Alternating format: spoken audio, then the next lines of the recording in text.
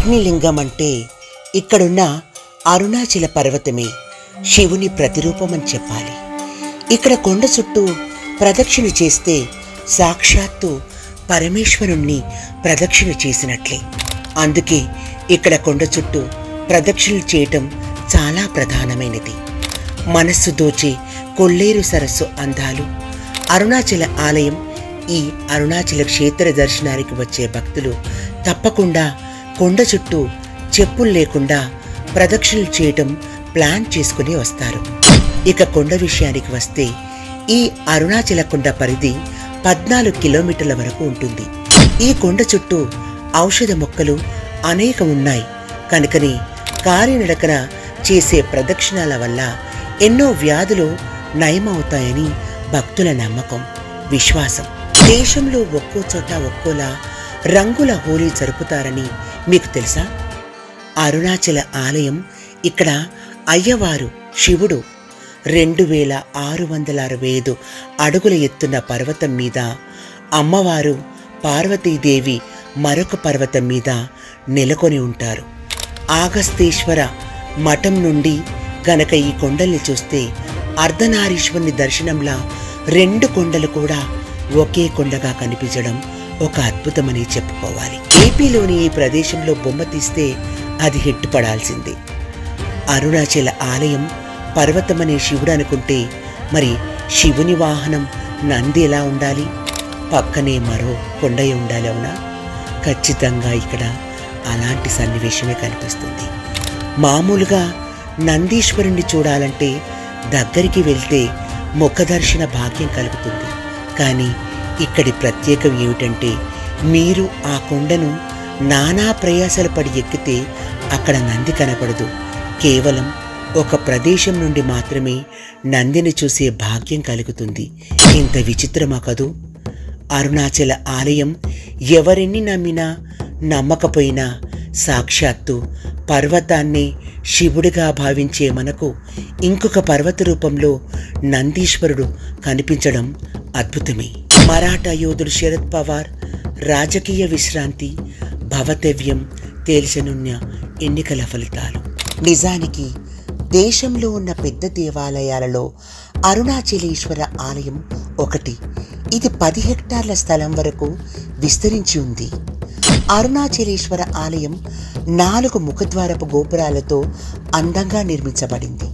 తూర్పు వైపున్న గోపురం ఎత్తు 68 మీటర్లు మరియు ఇది అక్కడున్న 4 గోపురాల్లో పొడవైనది. అంతేకాక దేశంలోకెల్లా పొడవైన గోపురంగా ఖ్యాతి గడించింది.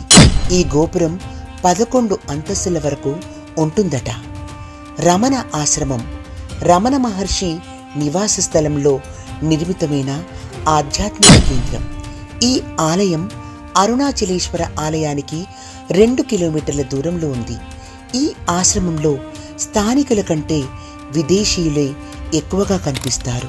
ఇక్కడ కోతులు, నెమళ్ళు స్వేచ్ఛగా తిరుగుతుంటాయి. సాయంత్రం పూట రమణ మహర్షి సమాధి వద్ద భక్తులు ప్రత్యేక ప్రార్థనలు చేస్తుంటారు. శేషాద్రి స్వామిగల్ ఆశ్రమం రమణ ఆశ్రమానికి కూతవేటు దూరంలో ఉంది. ఇది అలాగే తిరువన్నమలై జిల్లాలో కూడా ఉంది. ఇక్కడ శేషాద్రి స్వామి సమాధి ఉంది.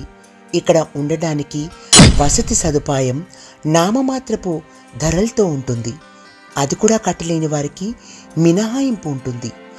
అన్నామలై కొండలు కేరళ, కర్ణాటక మరియు తమిళనాడులో విస్తరించిన పశ్చిమ కనుమల్లో అన్నమయ్య కొండలున్నాయి. అన్న అంటే ఏనుగు అని, మలై అంటే కొండ అని అర్థం. ఒక్క మాటలో చెప్పాలంటే ఏనుగు కొండ అని అర్థం.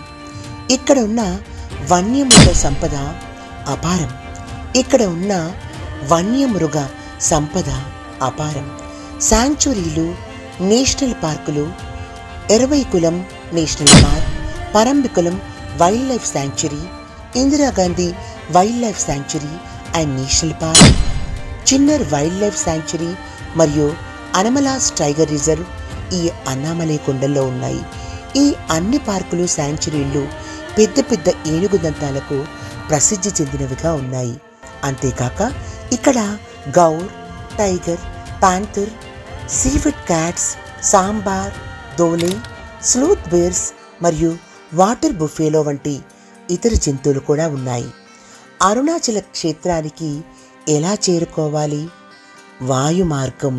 అరుణాచలంకి దగ్గరలో ఉన్న విమానాశ్రయం చెన్నై విమానాశ్రయం. ఇది 185 కిలోమీటర్ల దూరంలో ఉంది. ఇక్కడ నుండి క్యాబ్, ప్రైవేట్ వాహనాల ద్వారా ఈ క్షేత్రానికి సులభంగా చేరుకోవచ్చు. Railway station. అరుణాచల క్షేత్రానికి దగ్గరలో ఉన్న railway station Tiruvannamalai railway station. ఇది క్షేత్రానికి 1.2 కిలోమీటర్ల దూరంలో కేవలం 5 నుండి 10 నిమిషాల్లో చేరుకునే విధంగా ఉంది. స్టేషన్లో దిగి ఆటోల ద్వారా ఆలయానికి చేరుకోవచ్చు. రోడ్డు మార్గం. అరుణాచల క్షేత్రానికి సమీప పట్టణాల నుండి, నగరాల నుండి ప్రభుత్వ బస్సులు ఉన్నాయి. పండుగలు మరియు వేడుకల సమయంలో అధిక సంఖ్యలో భక్తులు వస్తుంటారు కనుక అప్పుడు ఎక్కువ సంఖ్యలో బస్సులు నడుపుతారు. చెన్నైలోని కోయంబేడ్ బస్టాండ్ నుండి అరుణాచల క్షేత్రానికి నిత్యం బస్సులున్నాయి. ఇక్కడికి చేరుకోవడానికి 4 నుండి 5 గంటల సమయం పడుతుంది. ఓం అరుణాచలేశ్వరాయ నమః.